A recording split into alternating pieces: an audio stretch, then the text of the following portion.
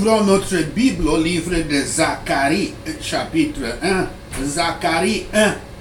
Appel à retourner à la sécurité de Yahweh. Appel à retourner à la sécurité de Yahweh. Les prophéties de Zacharie ont commencé 2 mois après le premier message de Agé en l'an 520 avant le Christ.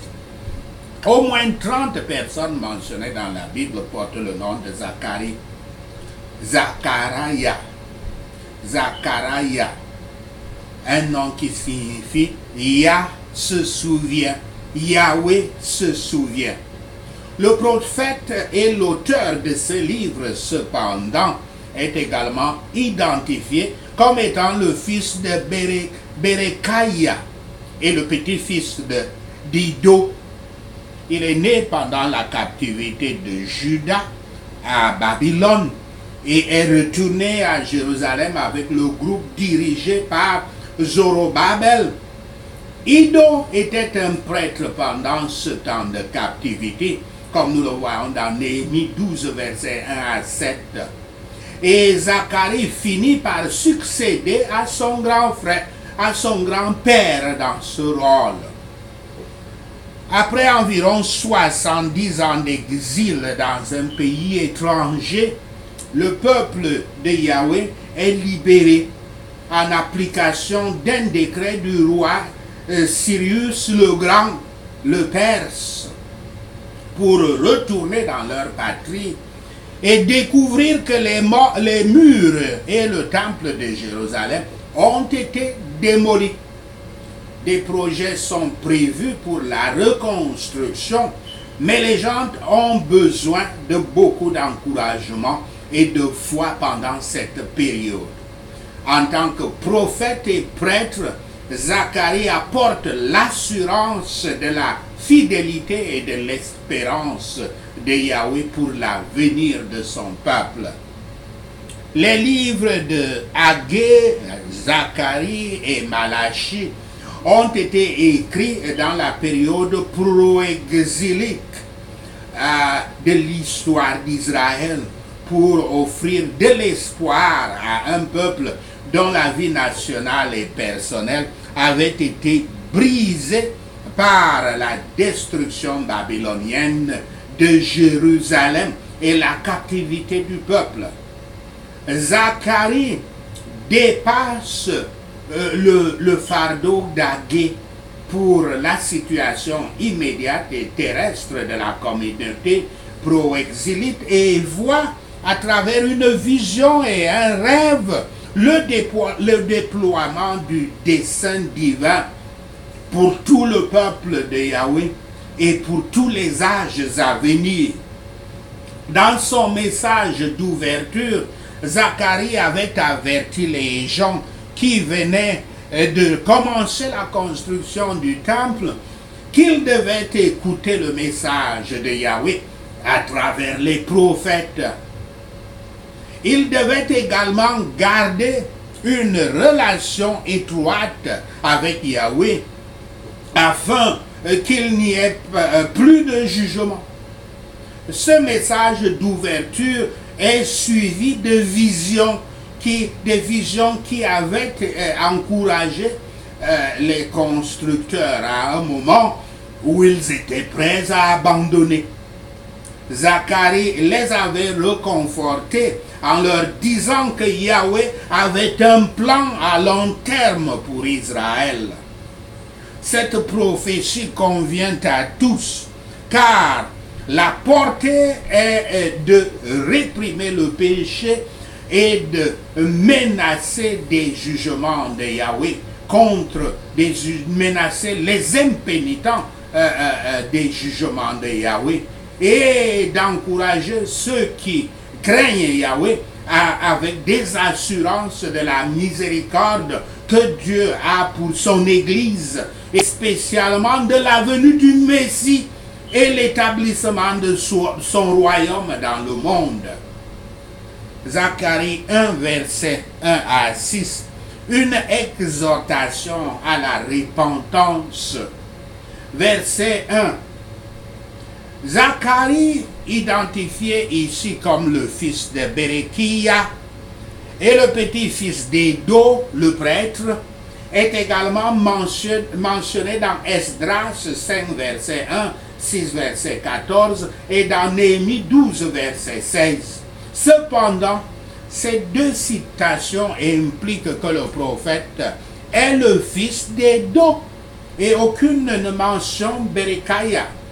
Il est probable que le père de Zacharie soit mort et que le jeune Zacharie ait été élevé par son grand-père. Cela expliquerait aussi pourquoi Zacharie succède à Edo comme prêtre, comme nous le voyons dans Néhémie 12, versets 10 à 16. Versets 2 à 4. Zacharie commence son livre par une exhortation solennelle à apprendre de l'histoire. Yahweh avait été extrêmement mécontent avec les générations passées parce qu'elles avaient obstinément refusé de tenir compte de l'appel de leur prophète à se tourner vers Yahweh. La référence aux voies diaboliques ne se rapporte pas à des péchés accessoires, mais à tout un ensemble de rébellions et de déloyauté. Le pouvoir tout-puissant de Yahweh et sa domination souveraine devraient engager et encourager les pécheurs à se repentir et à se tourner vers lui. Il est très désirable d'avoir l'Éternel des armées comme notre ami et très redoutable de l'avoir comme notre ennemi. Revoyez ce qui est passé et observez le message que Yahweh a envoyé par ses serviteurs, les prophètes, à vos pères. Détournez-vous maintenant de vos mauvaises voies et de vos mauvaises actions. Soyez persuadés de laisser vos péchés comme le seul moyen d'empêcher la ruine qui approche. Qu'est-il arrivé à nos pères et aux prophètes qui leur ont prêché? Ils sont tous morts et partis. Ils étaient ici, dans les villes et dans les pays où nous vivons, passant et repassant, dans les mêmes rues, demeurant dans les mêmes maisons, échangeant dans les mêmes magasins et marchés, adorant Dieu dans les mêmes lieux. Mais où sont-ils? Quand ils sont morts, il n'y avait pas de fin d'eux. Ils sont dans l'éternité, dans le monde des esprits, le monde immuable vers lequel nous nous hâtons d'aller. Où sont-ils? Ceux d'entre eux qui avaient vécu et étaient morts dans le péché sont dans le tourment éternel. Ceux qui ont vécu et sont morts en Christ sont dans les cieux. Et si nous vivons et mourons comme ils l'ont fait, nous serons avec eux bientôt et éternellement. S'ils ne se souciaient pas de leur propre âme, est-ce une raison pour que leur postérité ruine aussi la leur? Les prophètes sont partis. Le Messie Yahshua est un prophète qui vit pour toujours. Mais tous les autres prophètes ont une période mise à leur charge, période limitée.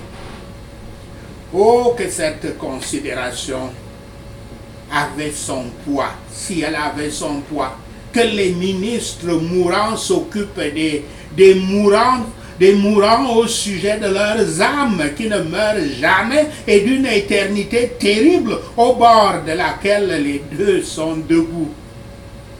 Dans un autre monde, nous et nos prophètes vivrons éternellement. Pour nous préparer à ce monde, nous devons nous préoccuper de cela. Les prédicateurs sont morts et les auditeurs sont morts. Mais la parole de Dieu n'est pas morte.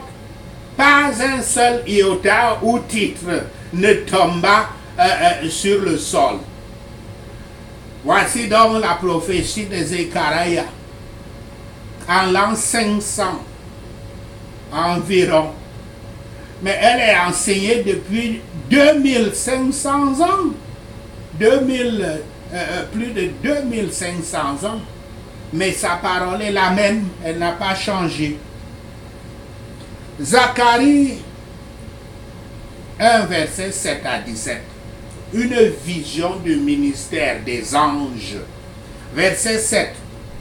La date correspond ici au 15 février 519 avant Yahshua Christ sur le calendrier moderne. Environ 3 mois après l'appel initial de Zacharie au verset 1 et 2 mois après la deuxième révélation d'Agé, que nous trouvons dans Agé 2, versets 10 à 20. Les événements significatifs à ce moment ne peuvent avoir des répercussions sur les éléments de la première vision de Zacharie. Laissez-moi redire encore. Les événements significatifs à ce moment qui peuvent avoir des répercussions sur les éléments de la première vision de Zacharie sont, premièrement, le retour de Darius en Perse venant d'Égypte à travers la Palestine, à travers le pays à travers la Judée. Deuxièmement, l'approche du jour de l'an, un temps où Zorobabel sera couronné roi de Juda, restaurant ainsi un successeur davidique au trône, comme nous le voyons dans Agé 2, versets 20 à 23. Verset 8. Le myrte est un arbuste décoratif odorifiant qui atteint parfois la taille d'un arbre. Il est utilisé en relation avec la fête des tabernacles chez les Juifs et dans les temps post-bibliques, dans les célébrations des fiançailles. Sa verdeur perpétuelle et ses qualités aromatiques constituent un cadre approprié pour l'inauguration du domaine de Yahweh, toujours éternel et agréable à tout point de vue. Versets 8 à 11. La mission de cavalier, du cavalier du cheval rouge et vraisemblablement des 4 chevaux est de traverser la terre entière. Aller et venir à travers la terre, c'est affirmer sa souveraineté, comme nous le voyons dans Genèse 13, verset 17, Job 1, verset 7, Ézéchiel 28, verset 14. Ici, Yahweh, à travers le symbolisme des quatre charges de cavalerie, annonce qu'il est le Seigneur de tous. Verset 12 et 16. Jérémie avait déjà fait référence à la période de 70 ans. C'est lui qui avait d'ailleurs eu cette prophétie de Yahweh que l'exil durera 70 ans, datant de sa fin avec la fin du royaume babylonien, le royaume chaldien, comme nous le voyons dans Jérémie 25, versets 11 à 12. Il est clairement entendu cependant que les 70 ans ont une date de début et de fin flexible parce que leur fin est également liée à l'achèvement du second temple auquel le verset 16 se réfère ici. Même le prophète Daniel avait aussi vu un début et une fin des 70 ans, plusieurs années auparavant. Ça montre que les 70 ans ont une date de début et une fin flexible. L'événement du second temple, l'achèvement, je veux dire, du second temple de Jérusalem a lieu en 515 avant Yahshua Christ, exactement 70 ans après la destruction du temple de Salomon en 586 avant le Christ. Le prophète a vu un bosquet sombre et ombragé, caché par des collines. Cela représentait la condition basse et mélancolique de l'Église juive. Un homme qui ressemblait à un guerrier était assis sur un cheval rouge au milieu de ce buisson de myrte ombragé. Bien que l'Église était dans un état bas, le Christ était présent au milieu, prêt à apparaître pour le soulagement de son peuple. Derrière lui, il y avait des anges prêts à être employés par lui. Certains dans des actes de jugement, d'autres dans des actes de miséricorde, et d'autres dans des événements mêlés. Saurions-nous quelque chose des mystères du royaume des cieux? Nous devons demander, non pas aux anges, car ils sont eux-mêmes des apprenants, des élèves, mais à Yahshua lui-même. Il est prêt à enseigner à ceux qui sont humblement désireux d'apprendre les choses de Yahweh. Les nations voisines de la Judée jouissaient de la paix à cette époque de Yahweh. Ils jouissaient de la paix à cette époque, mais l'état des Juifs était instable, ce qui donna lieu aux plaidoyers qui suivent. Les plaidoyers qui suivirent. Mais la miséricorde ne doit être espérée que par le Christ.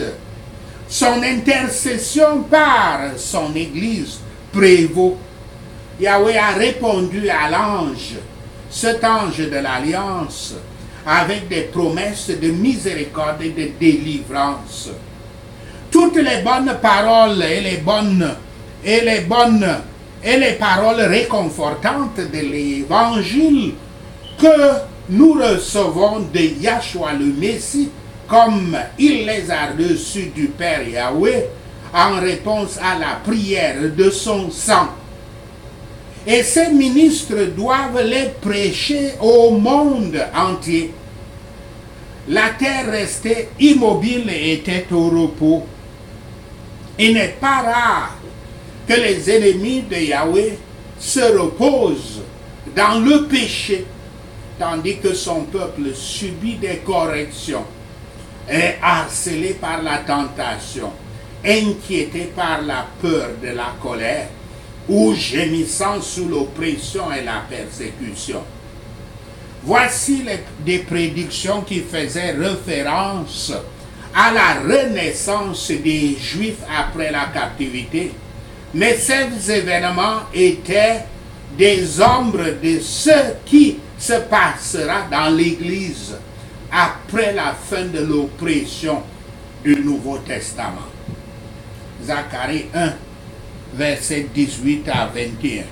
La sécurité des Juifs et la destruction de leurs ennemis. La vision de Zacharie contient deux éléments: 4 cornes et 4 charpentiers ou artisans. De sorte que l'interprétation est divisée en deux parties. En réponse à la question sur les cornes, l'interprète angélique affirme d'abord qu'il s'agit de disperseurs, des disperseurs de Juda, d'Israël et de Jérusalem. Sous un nouvel interrogatoire, il ajoute que les cornes sont associées aux nations. Les nations avaient utilisé leurs cornes ou leur puissance militaire pour effectuer la dispersion du peuple de Yahweh. Verset 21.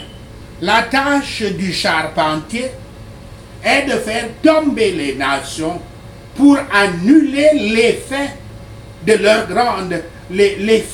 grande puissance.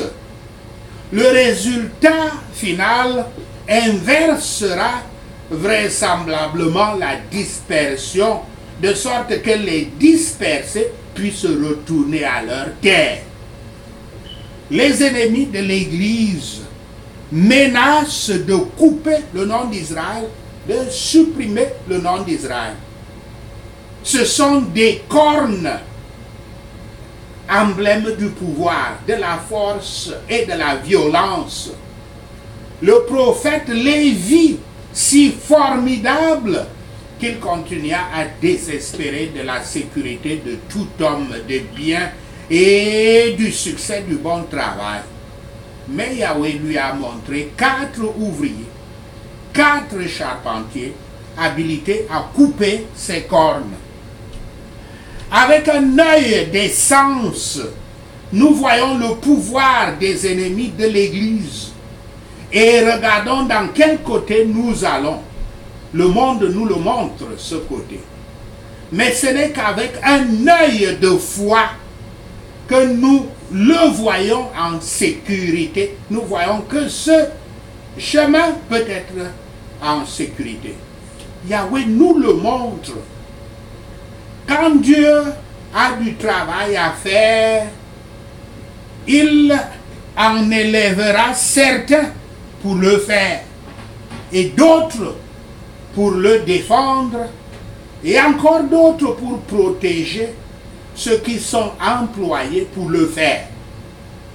Quelle cause que de regarder dans l'amour et l'alliance et dans l'amour et la louange de l'Esprit Saint et éternel qui a le même souci des intérêts présents et éternels des croyants par la sainte parole qui amène l'Église à connaître les merveilleuses choses du salut. Sachez ceci et l'Éternel Yahweh vous bénira. Prenons ces points de prière. Prions Zacharie chapitre 1. Yahweh était très en colère contre nos ancêtres. Au nom de Yahshua le Messie, nous prions. C'est pourquoi, peuple, écoutez la parole de Yahweh, Tout-Puissant. Revenez à lui, et notre Seigneur reviendra à vous, au nom de Yahshua le Messie. Ne soyez pas comme nos ancêtres, à qui les premiers prophètes avaient proclamé de se détourner de leurs mauvaises voies et pratiques, mais ils n'écoutaient ni ne prêtaient attention à Yahweh, au nom de Yahshua le Messie. Nos ancêtres sont partis maintenant, et les prophètes ne vivent pas éternellement. Au nom de Yahshua le Messie, nous prions. Mais les paroles et les ordonnances de Yahweh qu'il a commandées à ses serviteurs les prophètes ont rattrapé nos ancêtres au nom de Yahshua le Messie. Puis ils se repentirent, car Yahweh Tout-Puissant leur a fait ce que leurs voies et pratiques méritent, exactement comme il a décidé de le faire au nom de Yahshua le Messie. Toi, cet homme monté sur un cheval rouge, debout parmi les myrtes, dans un ravin, avec des cheveux rouges, bruns et blancs derrière toi, qui es-tu? Au nom de Yahshua le Messie, nous prions. Ce sont ceux que Yahweh a envoyés pour aller sur la terre, pour montrer sa souveraineté sur la terre, au nom de Yahshua le Messie. Ils sont allés sur toute la terre et ont trouvé le monde entier en repos et en paix, au nom de Yahshua le Messie. Seigneur Tout-Puissant, Combien de temps retiendras-tu la miséricorde de ton temple et de ton église avec laquelle tu as été en colère, contre laquelle tu as été en colère depuis si longtemps? Au nom de Yahshua le Messie, nous prions. Seigneur Yahweh, prononce-nous des paroles bonnes et réconfortantes au nom de Yahshua le Messie. Je proclame cette parole. Yahweh est très jaloux pour son église et son temple. Au nom de Yahshua le Messie, nous prions. Yahweh Shaphat est très en colère contre les nations qui se sentent en sécurité. Au nom de Yahshua le Messie. Yahweh était seulement un peu en colère, mais ces anges sont allés trop loin avec la punition. Au nom de Yahshua le Messie. Merci Père Yahweh de retourner avec miséricorde dans ton temple et ta maison sera rebâtie au nom de Yahshua le Messie. Et la ligne de mesure sera étendue sur notre temple.